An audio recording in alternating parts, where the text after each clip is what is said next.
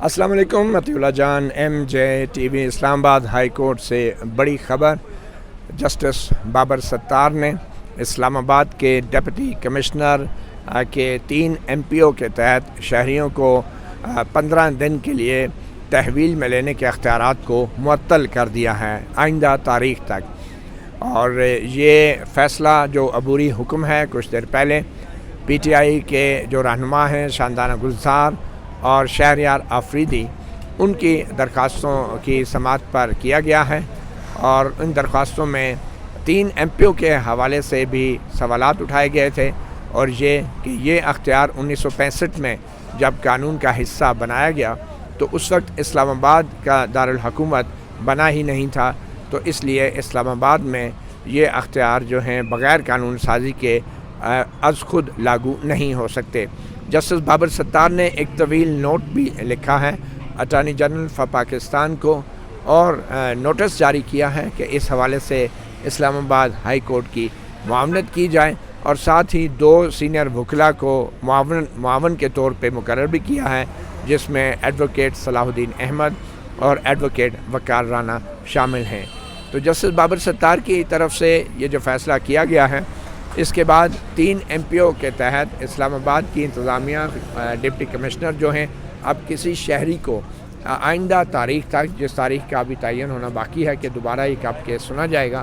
کسی شہری کو ڈپٹی کمشنر 3 ایم پی او کے تحت آپ گرفتار نہیں کر سکیں گے، اور یہ اختیارات جو ہیں معطل کر دیے گئے ہیں۔ یہ وہ اختیارات ہیں جن کے تحت ہم دیکھ رہے تھے کہ بہت سے جو سیاستدان ہیں اور جو لوگ بھی سیاسی کارکن ہیں ان کو عدالتیں رہا کرتی تھیں، اور اسلام آباد کے ڈپٹی کمشنر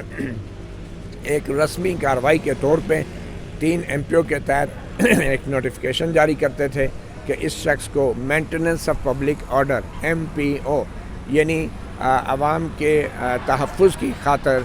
گرفتار کیا جاتا ہے۔ تو یہ حکم ڈپٹی کمشنر کی طرف سے ایک رسمی کارروائی کے طور پہ جاری ہوتا تھا، اور پھر 15 دن تک، اور اس کے بعد بار بار، اور شہریار آفریدی کے کیس میں 90 دن تک شہریار آفریدی کو تحویل میں رکھا گیا اسی ایم پی او کے اس قانون کے تحت۔ یہ مینٹیننس آف پبلک آرڈر کا جو قانون ہے، یہ بنیادی طور پہ انگریز کے وقت کا قانون تھا، آزادی سے پہلے کا قانون تھا، جہاں مقصد شورش کو دبانا ہوتا تھا، اور کسی بھی اہم شخصیت کو جو مقامی انتظامیہ ہے، جو ڈپٹی کمشنر ہوتا تھا، وہ گرفتاری کے احکامات اس کے جاری کر سکتا تھا مینٹیننس آف پبلک آرڈر کے نام پہ۔ یہ پہلی بار ایسا ہوا ہے کہ اسلام آباد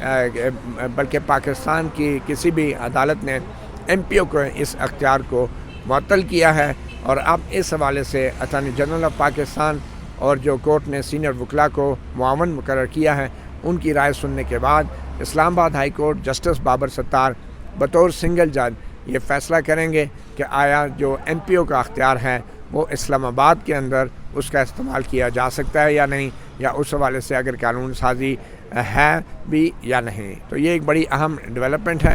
کچھ دیر پہلے ہی ایڈوکیٹ شیر افضل مروت، جو کہ تحریک انصاف کے عمران خان کے وکیل بھی ہیں بہت سی درخواستوں میں، انہوں نے اس حوالے سے میڈیا سے گفتگو کرتے ہوئے ہمیں معلومات دی۔ آج ہی آنریبل جسٹس بابر ستار صاحب کی عدالت میں شاندانہ گلزار اور شہریار آفریدی کی طرف سے جو کیسز 3 ایم پی او کے میں نے چیلنج کیے تھے اس پہ سماعت ہوئی۔ بابر اعوان صاحب بھی موجود تھے۔ آج کی سماعت کا خلاصہ یہ ہے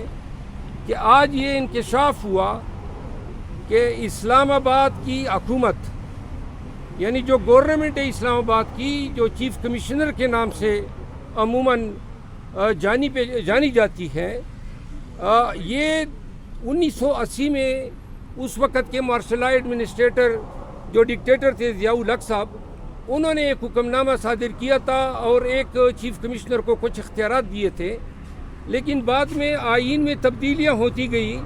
اور اب جو ہے اسلام آباد کے تمام ایگزیکٹو، انتظامی اور لیجسلیٹو معاملات وفاقی حکومت کے پاس ہے۔ تو لہذا آج یہ انکشاف ہوا کہ جو ایم پی او کے تحت جو احکامات ڈپٹی کمشنر صادر کر رہا ہے، وہ قانون 1965 میں بنا تھا، جب اسلام آباد بنا ہی نہیں تھا، نہ اسلام آباد کا کوئی انتظامی ڈھانچہ تھا، نہ کوئی اسلام آباد کا ڈپٹی کمشنر تھا، نہ کوئی ضلع تھا۔ تو لہٰذا یہ اختیارات کب ڈی سی اسلام آباد کو کس نے تفویض کیے، اس کا جواب ڈپٹی کمشنر اور چیف کمشنر اسلام آباد آج عدالت میں نہ بتا سکے۔ اس پر عدالت نے حیرانگی کا اظہار کیا، اٹارنی جنرل کو نوٹس دیا ہے، امائکس کیوری مقرر کیے ہیں، اور ڈپٹی کمشنر کے خود ساختہ اختیارات 3 امپیوں کے تحت پابندی لگا دی ہے کہ اب وہ اسلام آباد میں کسی بھی شہری کے خلاف، کسی بھی آدمی کے خلاف 3 امپیوں کے تحت اختیارات ایکسرسائز نہیں کرے گا، اور ساتھ ہی چیف کمشنر پہ قدغن لگا دیے کہ وہ اب کوئی اختیارات تفویض بھی نہیں کرے گا۔ آج ہی میں نے عدالت کو یہ بھی بتایا، جس پہ عدالت نے جو ہے اپنی ناراضگی کا اظہار کیا کہ شاندانہ گلدار کے موبائل ابھی تک واپس نہیں کیے گئے ہیں، جس پہ ایس ایس پی آپریشن نے کہا کہ میں جلد ہی ان کی واپسی کے احکامات جاری کر دوں گا۔ آپ نے سنا ایڈوکیٹ شیر افضل مروت عمران خان کے وکیل کو، جو میڈیا سے 3 MPO کے معطل کیے جانے کے فیصلے سے متعلق گفتگو کر رہے تھے۔ مجھے جوائن کیا ہے جہاں زیب عباسی نے، سینئر جرنلسٹ ہیں، کورٹ رپورٹر،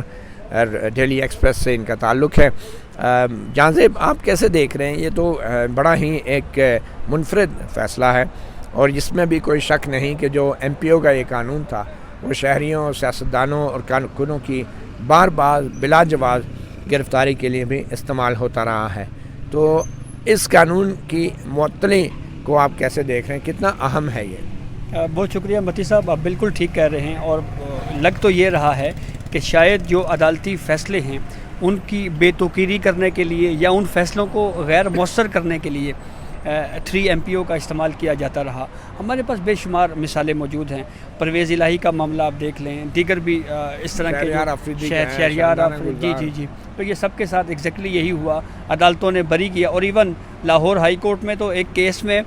پرویز الہی کے لیے باقاعدہ آرڈر میں لکھا کہ 3 MPO کے تحت بھی گرفتاری نہ کی جائے، نیب کے حوالے سے بھی گرفتاری نہ کی جائے، اس کے باوجود جو ہے وہ اس کو گرفتار کیا گیا ہے۔ تو اب اگر اسلام آباد ہائی کورٹ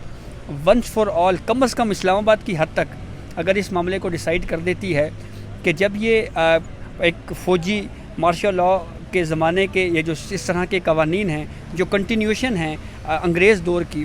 اگر یہ جب اسلام آباد کا وجود ہی نہیں تھا تو پھر اس کا اطلاق اسلام آباد پر کیسے ہو سکتا ہے؟ تو اگر جسٹس بابر ستار صاحب آئندہ سماعت کے اوپر بھی اگر ان کا بینچ رہا اور وہ اس کیس کو اگر انہوں نے سنا، آپ کو شک ہے؟ دیکھیں، میں تو صرف جو ہسٹری ہے اور یا جو کچھ ہوتا جا رہا ہے، بینچ تو جسٹس عامر فاروق چیف جسٹس نے بنانا ہے، جی آپ کو شک ہے وہ بدل دیں گے؟ دیکھیں، بینچ یہاں پہ عامر فاروق صاحب اسلام آباد ہائی کورٹ کے چیف جسٹس وہ بناتے ہیں، اور سپریم کورٹ میں ہمارے چیف جسٹس عمرتا بندیال صاحب بناتے ہیں۔ تو اس میں تو ابھی تک کا اصول یہی ہے کہ بینچ کی جو تشکیل ہے وہ چیف جسٹس کو کا اختیار ہے۔ ہاں، اگر وہ پریکٹس اینڈ پروسیجر والا معاملہ وہاں پہ ڈیسائیڈ ہو جاتا ہے تو آرٹیکل 184(3) کے حوالے سے صورتحال ذرا مختلف ہوگی۔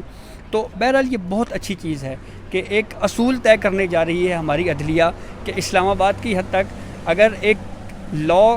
کو امپلیمنٹ ہی نہیں کیا جا سکتا، اگر اس کا اطلاق ہو ہی نہیں سکتا، تو پھر جو کچھ ہوتا رہا وہ کس قانون کے تحت ہوتا رہا، کس حیثیت میں ہوتا رہا، اور ایسی صورتحال میں جو لوگ اب تک 3 MPO میں اگر گرفتار ہیں اسلام آباد کی حد تک، اگر ان کی حدود میں، تو کم از کم ان کو بھی اس سے ریلیف مل سکتا ہے۔ اچھا، جسٹس بابر ستار نے بار بار یہ کہا کہ یہ قانون جو ہے یہ جنرل ضیاء الحق کے دور میں 1980 میں یہ اختیارات تفویض کرنے کا اختیار بھی دیا گیا ڈپٹی کمشنر کو، جو کمشنر اختیارات تفویض کر دیتا تھا، اور یہ قانون ایک ڈکٹیٹر کے دور میں لایا گیا۔ تو اس بات کی بھی بڑی اہمیت ہے کہ اگر ایک ہائی کورٹ اس بنیاد پہ بھی اس قانون کو ختم کرتی ہے کہ یہ غیر آئینی ہے، بنیادی انسانی حقوق کے خلاف ہے، تو پھر ٹیکنیکلی تو اس کا اطلاق پورے ملک پر ہوگا۔ جی بالکل، یہ بھی درست ہے، کیونکہ اگر اس کی بیس کو اگر ہٹ کیا جائے کہ بنیاد یہ ہے کہ یہ ایک فوجی آمر لایا تھا تو اس لیے یہ ایگزسٹ نہیں کر سکتا یا اس میں سکم ہے، تو اس کا پھر الٹیمیٹلی یا تو ایک پریسیڈنٹ کے طور کے اوپر دیگر ہائی کورٹس بھی اس کو کنٹینیو کر کے ہٹا سکتی ہیں، اور یا کم از کم اس کی بیس ہٹ ہوگی تو کم از کم جو اس کی امپلیمنٹیشن ہے وہ ویک ضرور ہو سکتی ہے۔ اور کافی اہم معاملہ، اور بالخصوص جب یہ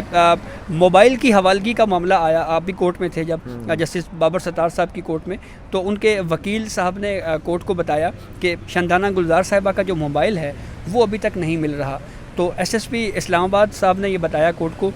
کہ جی وہ میں چیک کر لیتا ہوں، تو اگر اس حوالے سے جو بھی اپڈیٹ ہوگی تو میں ان کو آگاہ کر دوں گا موبائل کی